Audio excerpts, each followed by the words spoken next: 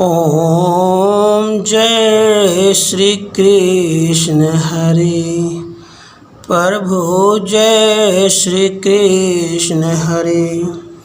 भक्तन के दुख सारे पल में दूर करें।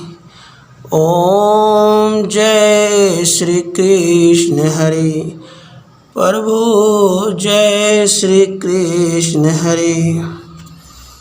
परमानंद मुरारी मोहन गिरधारी जय रास बिहारी जय जय गिरिधारी।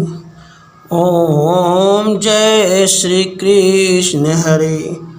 प्रभु जय श्री कृष्ण हरे। भक्तन के दुख सारे पल में दूर करें। कर कंकन कटी सोहत कानन में बाला मोर मुकुट पीतांबर सोहे बनमाला। ओम जय श्री कृष्ण हरे। प्रभु जय श्री कृष्ण हरे। भक्तन के दुख सारे पल में दूर करें।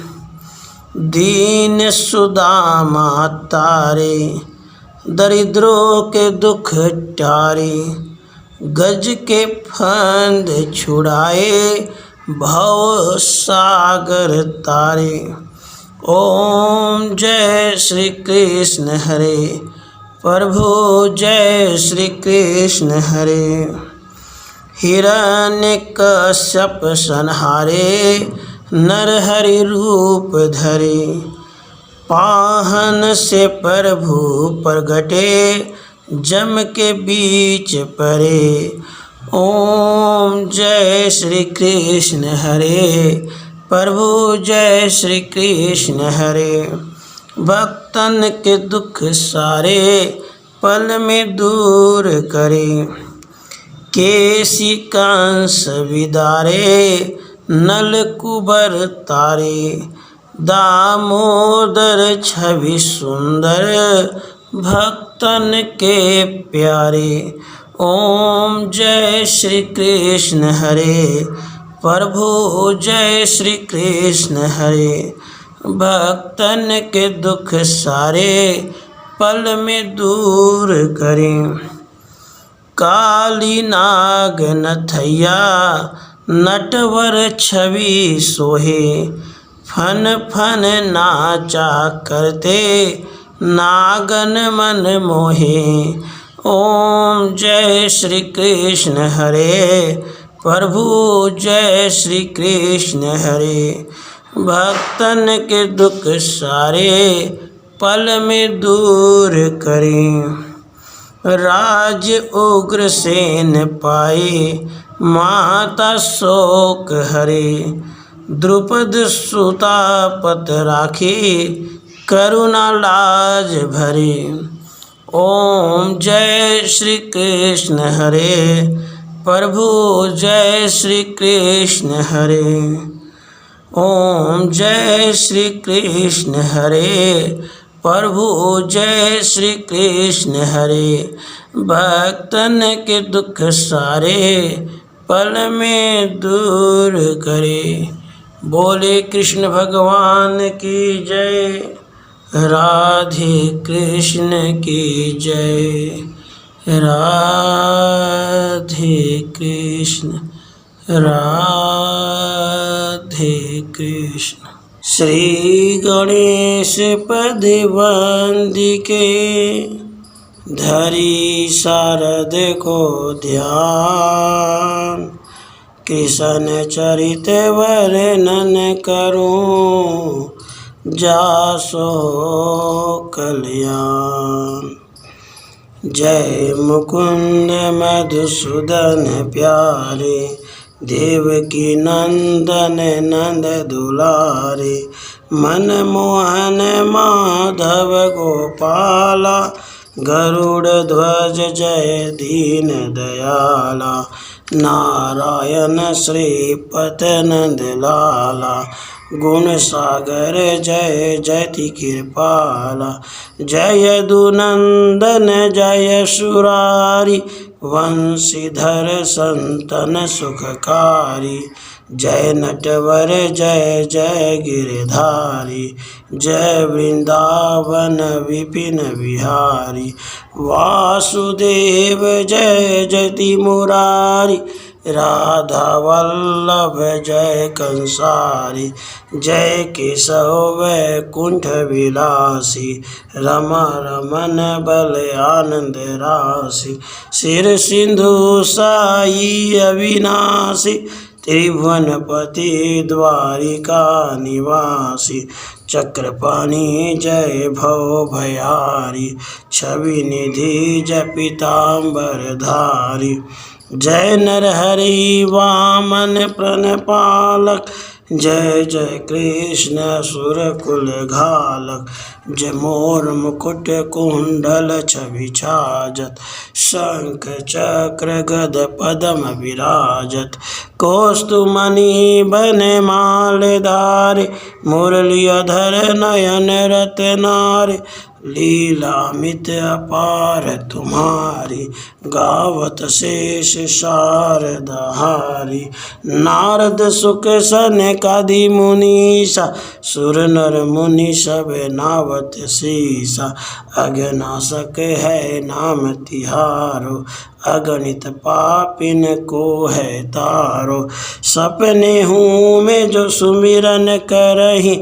सांसारिक दुख कभू न परहि, नाम रटत गणिका अरु व्याधा, भयो पार भव जलधि अगाधा, मरत अजामिल सुमरयो नाम, दिन जानी दिन हो निज ठाम, जड़ बुडत गजराज उबारो, ग्रह मारी सुख दिन अपारो, संकट में प्रहलाद पुकारो, खम पारी हिरणाकुश मारो, दुर्ग ने जपयो आपका नाम, दुर्बलोक पायो विश्राम, सभा मध्य जब द्रुपद कुमारी, त्राहि त्राहि भाष्यो बनवारी, वसन रूप हवे तुरंत ही प्रकटयो, कौरव सभा चंभो लेख्यो, लाक्षागृह पांडवन बचायो,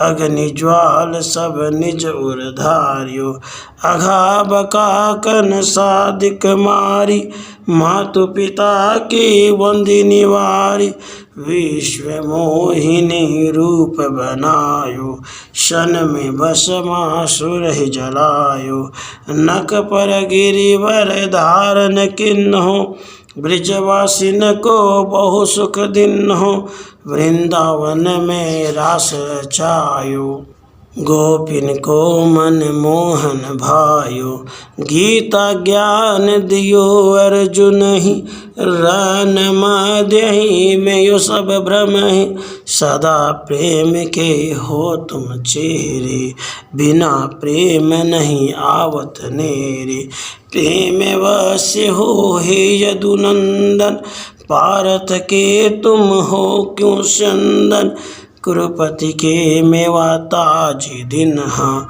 साक विदुर घर भोजन किन्हा, सेवत तुम्हें सुलभ फल चारी, जयति जयति जय कुंज बिहारी, मैं लोभी मूर्ख कल कामी, त्राहि त्राहि अंतरयामी, कुछ अधे नहीं प्रभु तोरे, बसु सदा मन मानस मोरे, तुम्हें छांडी का के ढिंग जाऊं, दुख गाथा अब काहि सुनाऊं, नाथ भक्ति अपनी मोहि दीजय, चरण कमल कर सेवक कीजय, तब प्रेम ही अटक्यो मन मोरा, ध्यान करो निशिवासर तोरा।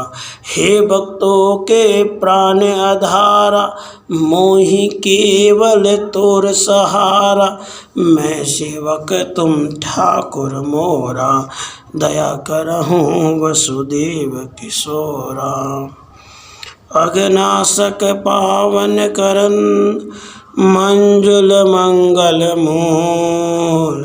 ब्रह्म कवि विनती करे, हरहु नाथ भवसूल। संजय बोले, पूर्वोक्त प्रकार से करुणा करके व्याप्त और आंसुओं से पूर्ण तथा व्याकुल नेत्रों वाले शोक युक्त उस अर्जुन के प्रति भगवान मधुसूदन ने यह वचन कहा। हे अर्जुन, तुमको इस विषम स्थल में यह ज्ञान किस हेतु से प्राप्त हुआ? क्योंकि यह न तो श्रेष्ठ पुरुषों से आचरण किया गया है, न स्वर्ग को देने वाला है, न कीर्ति को करने वाला है। इसलिए हे अर्जुन, नपुंसकता को मत प्राप्त हो, यह तेरे योग्य नहीं है। हे परंतप, तुझ हृदय की दुर्बलता को त्याग कर युद्ध के लिए खड़ा हो। तब अर्जुन बोले, हे मधुसूदन, मैं रणभूमि में भीष्म पितामह और द्रोणाचार्य के प्रति किस प्रकार बाणों से युद्ध करूंगा? क्योंकि हे अरुसूदन, वे दोनों ही पूजनीय हैं। इसलिए इन महानुभाव गुरुजनों को न मारकर इस लोक में भिक्षा का अन्न भी भोगना कल्याण कारक समझता हूँ। क्योंकि गुरुजनों को मारकर भी इस लोक में रुधिर से सने हुए अर्थ और कामरूप भोगों को ही तो भोगूंगा। और हम लोग यह भी नहीं जानते कि हमारे लिए क्या करना श्रेष्ठ है, अथवा यह भी नहीं जानते कि हम जीतेंगे या हमको वे जीतेंगे। और जिनको मारकर हम जीना भी नहीं चाहते, वे ही धृतराष्ट्र के पुत्र हमारे सामने खड़े हैं। इसीलिए कायरता रूप दोष करके उपहत हुए स्वभाव वाला और धर्म के विषय में मोहित चित हुआ मैं आपसे पूछता हूँ, जो कुछ निश्चय किया हुआ कल्याणकारक साधन हो वह मेरे लिए कहिए।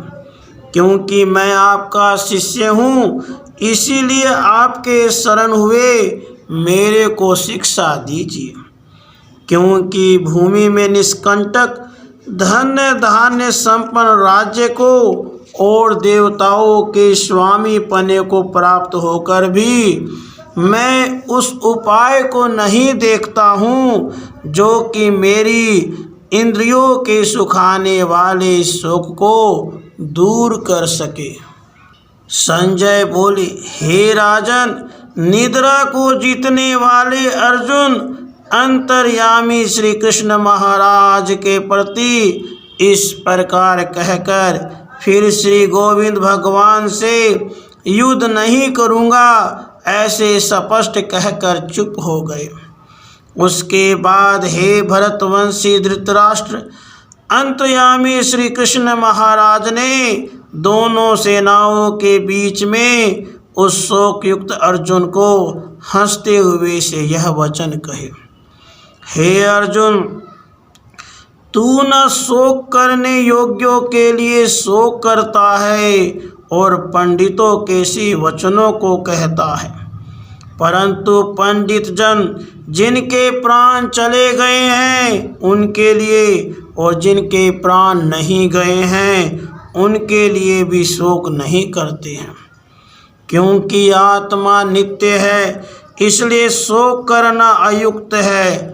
वास्तव में न तो ऐसा ही है कि मैं किसी काल में नहीं था, अथवा तू नहीं था, अथवा ये राजा लोग नहीं थे, और न ऐसा ही है कि इससे आगे हम सब नहीं रहेंगे, किंतु जैसे जीवात्मा की इस देह में कुमार, युवा और वृद्धावस्था होती है, वैसे ही अन्य शरीर की प्राप्ति होती है। उस विषय में धीर पुरुष नहीं मोहित होता है, अर्थात जैसे कुमार, युवा और जरावस्था रूप स्थूल शरीर का विकार अज्ञान से आत्मा में भासता है, वैसे ही एक शरीर से दूसरे शरीर को प्राप्त होना रूप सूक्ष्म शरीर का विकार भी अज्ञान से ही आत्मा में भासता है। इसलिए तत्व को जानने वाला धीर पुरुष इस विषय में नहीं मोहित होता है। हे कुंती पुत्र, सर्दी, गर्मी, सुख दुख को देने वाले इंद्रियां और विषयों के संयोग तो क्षणभंगुर और अनित्य है। इसलिए हे भरतवंशी अर्जुन, उनको तू सहन कर, क्योंकि हे पुरुष श्रेष्ठ, दुख सुख को समान समझने वाले जिस धीर पुरुष को ये इंद्रियों के विषय व्याकुल नहीं कर सकते, वह मोक्ष के लिए योग्य होता है। और हे अर्जुन, असत वस्तु का तो अस्तित्व नहीं है और सत्य का अभाव नहीं है। इस प्रकार इन दोनों का ही तत्वज्ञानी पुरुषों द्वारा देखा गया है। इस न्याय के अनुसार नाश रहित उसको जान कि जिससे यह संपूर्ण जगत व्याप्त है, क्योंकि इस अविनाशी का विनाश करने को कोई भी समर्थ नहीं है। और इस नाश रहित अपर में नित्य स्वरूप जीवात्मा के ये सब शरीर नाशवान कहे गए हैं। इसलिए हे भरतवंशी अर्जुन, तो युद्ध कर। जो इस आत्मा को मारने वाला समझता है तथा जो इसको मरा मानता है, वे दोनों ही नहीं जानते हैं, क्योंकि आत्मा न मारता है और न मारा जाता है। यह आत्मा किसी काल में भी न जन्मता है और न मरता है, अथवा न यह आत्मा हो करके फिर होने वाला है, क्योंकि यह अजन्मा, नित्य, शाश्वत और पुरातन है। शरीर के नाश होने पर भी यह नाश नहीं होता है। हे पिता पुत्र अर्जुन, जो पुरुष इस आत्मा को नाश रहित, नित्य, अजन्मा और अव्यय जानता है, वह पुरुष कैसे किसको मरवाता है और कैसे किसको मारता है। और यदि तू कहे कि मैं तो शरीरों के वियोग का शोक करता हूँ, तो यह भी उचित नहीं है, क्योंकि जैसे मनुष्य पुराने वस्त्रों को त्याग कर दूसरे नए वस्त्रों को ग्रहण करता है, वैसे ही जीवात्मा पुराने शरीरों को त्याग कर दूसरे नए शरीरों को प्राप्त होता है। हे अर्जुन, इस आत्मा को शस्त्र आदि नहीं काट सकते हैं और इसको आग नहीं जला सकती, इसको जल गीला नहीं कर सकते हैं और वायु नहीं सुखा सकता है, क्योंकि आत्मा छेद्य है। यह आत्मा अदाह्य, अक्लेग्य और अशोष्य है। यह आत्मा निस्संदेह नित्य, सर्वव्यापक, अचल, स्थिर रहने वाला और सनातन है। यह आत्मा अव्यक्त अर्थात इंद्रियों का अविषय और यह आत्मा अचिंत्य अर्थात मन का अविषय और यह आत्मा विकार रहित अर्थात न बदलने वाला कहा गया है। इससे हे अर्जुन, इस आत्मा को ऐसा जानकर तू शोक करने योग्य नहीं है, अर्थात तुझे शोक करना उचित नहीं है। यदि तू इसको सदा जन्मने और सदा मरने वाला माने तो भी हे अर्जुन, इस प्रकार शोक करने को योग्य नहीं है, क्योंकि ऐसा होने से तो जन्मने वाले की निश्चित मृत्यु और मरने वाले का निश्चित जन्म होना सिद्ध हुआ। इससे भी तू इस बिना उपाय वाले विषय में शोक करने को योग्य नहीं है। यह भीष्म आदिकों के शरीर मायामय होने से अनित्य हैं। इससे शरीरों के लिए भी शोक करना ठीक नहीं है, क्योंकि ये हे अर्जुन संपूर्ण प्राणी जन्म से पहले बिना शरीर वाले और मरने के बाद भी बिना शरीर वाले ही हैं। केवल बीच में ही शरीर वाले प्रतीत होते हैं, फिर उस विषय में क्या चिंता है। हे अर्जुन, यह आत्म तत्व बड़ा गहन है, इसीलिए कोई महापुरुष ही इस आत्मा को आश्चर्य की ज्यों देखता है, और वैसे ही दूसरा कोई महापुरुष ही आश्चर्य की ज्यों इसके तत्व को कहता है, और दूसरा कोई ही इस आत्मा को आश्चर्य की ज्यों सुनता है, और कोई कोई सुनकर भी इस आत्मा को नहीं जानता। हे अर्जुन, यह आत्मा सबके शरीर में सदा ही आबद्ध है, इसलिए संपूर्ण भूत प्राणियों के लिए तो शोक करने को योग्य नहीं है। और अपने धर्म को देखकर भी तो भय करने को योग्य नहीं है, क्योंकि धर्म युक्त युद्ध से बढ़कर दूसरा कोई कल्याण कारक कर्तव्य क्षत्रिय के लिए नहीं है। हे पार्थ, अपने आप प्राप्त हुए और खुले हुए स्वर्ग के द्वार रूप इस प्रकार के युद्ध को भाग्यवान क्षत्रिय लोग ही पाते हैं।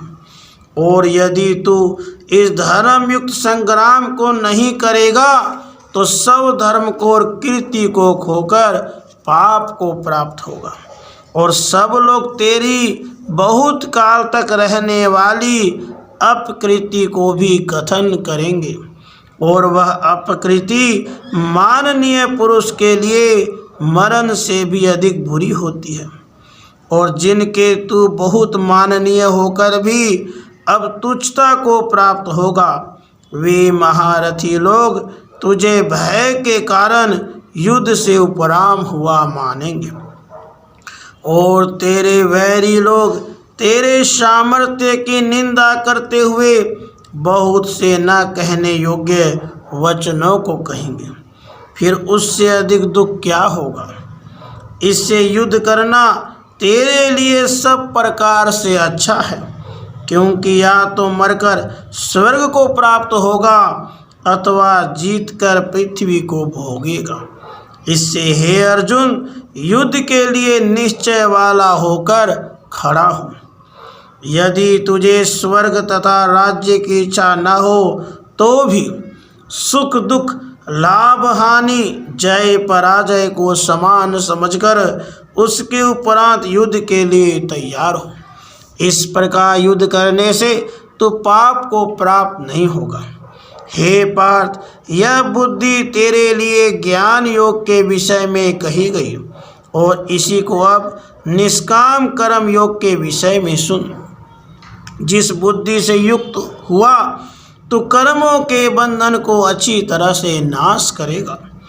इस निष्काम कर्म योग में आरंभ का अर्थात बीज का नाश नहीं है, और उल्टा फल रूप दोष भी नहीं होता है। इसलिए इस निष्काम कर्म योग रूप धर्म का थोड़ा भी साधन जन्म मृत्यु रूप महान भय से उद्धार कर देता है। हे अर्जुन, इस कल्याण मार्ग में निश्चयात्मक बुद्धि एक ही है, और अज्ञानी अर्थात सकामी पुरुषों की बुद्धियाँ बहुत भेदों वाली अनंत होती है। हे अर्जुन, जो सकामी पुरुष केवल फल श्रुति में प्रीति रखने वाले, स्वर्ग को ही परम श्रेष्ठ मानने वाले, इससे बढ़कर और कुछ नहीं है ऐसे कहने वाले हैं, वे अविवेकी जन जन्म रूप कर्म फल को देने वाली और भोग तथा ऐश्वर्य की प्राप्ति के लिए बहुत सी क्रियाओं के विस्तार वाली इस प्रकार के जिस दिखाऊ शोभा युक्त वाणी को कहते हैं। उस वाणी द्वारा हरे हुए चित्त वाले तथा भोग और ऐश्वर्य में आसक्ति वाले उन पुरुषों के अंतःकरण में निश्चयात्मक बुद्धि नहीं होती है। हे अर्जुन, सब वेद तीनों गुणों के कार्य रूप संसार को विषय करने वाले अर्थात प्रकाश करने वाले हैं। इसलिए तू असंसारी अर्थात निष्कामी और सुख दुख आदि द्वंद्वों से रहित नित्य वस्तु में स्थित तथा योग क्षेम को न चाहने वाला और आत्मपरायण हो। क्योंकि मनुष्य का सब ओर से परिपूर्ण जलाशय के प्राप्त होने पर छोटे जलाशय में जितना प्रयोजन रहता है, अच्छी प्रकार ब्रह्म को जानने वाले ब्राह्मण का भी सब वेदों में उतना ही प्रयोजन रहता है। अर्थात जैसे बड़े जलाशय के प्राप्त हो जाने पर जल के लिए छोटे जलाशयों की आवश्यकता नहीं रहती, वैसे ही ब्रह्मानंद की प्राप्ति होने पर आनंद के लिए वेदों की आवश्यकता नहीं रहती। इससे तेरा कर्म करने मात्र में ही अधिकार होवे, फल में कभी नहीं, और तो कर्मों के फल की वासना वाला भी मत हो, और तेरी कर्म न करने में भी प्रीति न होवे। हे धनंजय, आसक्ति को त्याग कर तथा सिद्धि और असिद्धि में समान बुद्धि वाला होकर योग में स्थित हुआ कर्मों को कर। यह समत्व भाव ही योग नाम से कहा गया है। इस समत्व रूप बुद्धि योग से सकाम कर्म अत्यंत तुच्छ है। इसलिए हे धनंजय, समत्व बुद्धि योग का आश्रय ग्रहण कर, क्योंकि फल की वासना वाले अत्यंत दीन हैं। समत्व बुद्धि युक्त पुरुष पुण्य पाप दोनों को इस लोक में ही त्याग देता है, अर्थात उनसे लिपायमान नहीं होता। इससे समत्व बुद्धि योग के लिए ही चेष्टा कर। यह समत्व बुद्धि रूप योग ही कर्मों में चतुरता है, अर्थात कर्म बंधन से छूटने का उपाय है। क्योंकि बुद्धि योग युक्त ज्ञानी जन कर्मों से उत्पन्न होने वाले फल को त्याग कर जन्म रूप बंधन से छूटे हुए निर्दोष अर्थात अमृतमय परम पद को प्राप्त होते हैं। हे अर्जुन, जिस काल में तेरी बुद्धि मोह रूप दलदल को बिल्कुल तर जाएगी, तब तो सुनने योग्य और सुने हुए के वैराग्य को प्राप्त होगा। जब तेरी अनेक प्रकार के सिद्धांतों को सुनने से विचलित हुई बुद्धि परमात्मा के स्वरूप में अचल और स्थिर ठहर जाएगी, तब तो समत्व रूप योग को प्राप्त होगा। इस प्रकार भगवान के वचनों को सुनकर अर्जुन ने पूछा, हे केशव, समाधि में स्थित स्थिर बुद्धि वाले पुरुष का क्या लक्षण है, और स्थिर बुद्धि पुरुष कैसे बोलता है, कैसे बैठता है, कैसे चलता है। उसके उपरांत श्री कृष्ण महाराज बोले, हे अर्जुन, जिस काल में यह पुरुष मन में स्थित संपूर्ण कामनाओं को त्याग देता है, उस काल में आत्मा से ही आत्मा में संतुष्ट हुआ स्थिर बुद्धि वाला कहा जाता है। तथा दुखों की प्राप्ति में उद्वेग रहित है मन जिसका, सुखों की प्राप्ति में दूर हो गई है सप्रिया जिसकी, नष्ट हो गए हैं राग भय और क्रोध जिसके, ऐसा मुनि स्थिर बुद्धि कहा जाता है। जो पुरुष सर्वत्र स्नेह रहित हुआ उन शुभ तथा अशुभ वस्तुओं को प्राप्त होकर न प्रसन्न होता है न द्वेष करता है, उसकी बुद्धि स्थिर है। और कछुआ अपने अंगों को जैसे समेट लेता है, वैसे यह पुरुष जब सब ओर से अपनी इंद्रियों को इंद्रियों के विषयों से समेट लेता है, तब उसकी बुद्धि स्थिर होती है। यद्यपि इंद्रियों के द्वारा विषयों को न ग्रहण करने वाले पुरुष के भी केवल विषय तो निवृत्त हो जाते हैं, परंतु राग नहीं निवृत्त होता। और इस पुरुष का तो राग भी परमात्मा को साक्षात करके निवृत्त हो जाता है। और हे अर्जुन, जिससे कि यत्न करते हुए बुद्धिमान पुरुष के भी मन को यह परमथन स्वभाव वाली इंद्रियां बलात् हर लेती हैं, इसलिए मनुष्य को चाहिए कि उन संपूर्ण इंद्रियों को वश में करके समाहित चित्त हुआ मेरे परायण स्थित होवे। क्योंकि जिस पुरुष की इंद्रियां वश में होती हैं उसकी ही बुद्धि स्थिर होती है। हे अर्जुन, मन सहित इंद्रियों को वश में करके मेरे परायण न होने से मन के द्वारा विषयों का चिंतन होता है, और विषयों के चिंतन करने वाले पुरुष की उन विषयों में आसक्ति हो जाती है, और आसक्ति से उन विषयों की कामना उत्पन्न होती है, और कामना में विघ्न पड़ने से क्रोध उत्पन्न होता है। क्रोध से अविवेक अर्थात मूढ़ भाव प्राप्त होता है, और अविवेक से स्मरण शक्ति भ्रमित हो जाती है। स्मृति के भ्रमित हो जाने से बुद्धि अर्थात ज्ञान शक्ति का नाश हो जाता है, और बुद्धि के नाश होने से यह पुरुष अपने श्रेष्ठ साधन से गिर जाता है।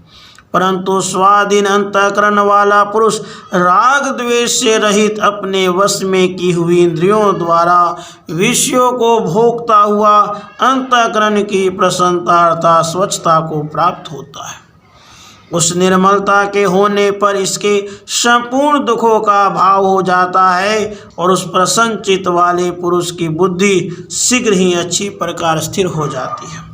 हे अर्जुन, साधन रहित पुरुष के अंतःकरण में श्रेष्ठ बुद्धि नहीं होती है, और उस अयुक्त के अंतःकरण में आस्तिक भाव भी नहीं होता है, और बिना आस्तिक भाव वाले पुरुष को शांति भी नहीं होती। फिर शांति रहित पुरुष को सुख कैसे हो सकता है? क्योंकि जल में वायु नाव को जैसे हर लेता है, वैसे ही विषयों में विचरती हुई इंद्रियों के बीच में जिस इंद्रिय के साथ मन रहता है वह एक ही इंद्रिय इस अयुक्त पुरुष की बुद्धि को हरण कर लेती है। इससे हे महाबाहो, जिस पुरुष की इंद्रियां सब प्रकार इंद्रियों के विषयों से वश में की होती है उसकी बुद्धि स्थिर होती है। और हे अर्जुन, संपूर्ण भूत प्राणियों के लिए जो रात्रि है उस नित्य शुद्ध बोध स्वरूप परमानंद में भगवत को प्राप्त हुआ योगी पुरुष जागता है, और जिस नाशवान क्षणभंगुर सांसारिक सुख में सबभूत प्राणी जागते हैं, तत्व को जानने वाले मुनि के लिए वह रात्रि है। जैसे सब ओर से परिपूर्ण अचल प्रतिष्ठा वाले समुद्र के प्रति नाना नदियों के जल उसको चलायमान न करते हुए ही समा जाते हैं, वैसे हैं जिस स्थिर बुद्धि पुरुष के प्रति संपूर्ण भोग किसी प्रकार का विकार उत्पन्न किए बिना ही समा जाते हैं, वह पुरुष परम शांति को प्राप्त होता है, न कि भोगों को चाहने वाला। क्योंकि जो पुरुष संपूर्ण कामनाओं को त्याग कर ममता रहित और अहंकार रहित सप्रिया रहित हुआ व्रतता है वह शांति को प्राप्त होता है। हे अर्जुन, यह ब्रह्म को प्राप्त हुए पुरुष की स्थिति है। इसको प्राप्त होकर योगी कभी मोहित नहीं होता है, और अंतकाल में भी इस निष्ठा में स्थित होकर ब्रह्मानंद को प्राप्त हो जाता है। राधे कृष्ण, राधे।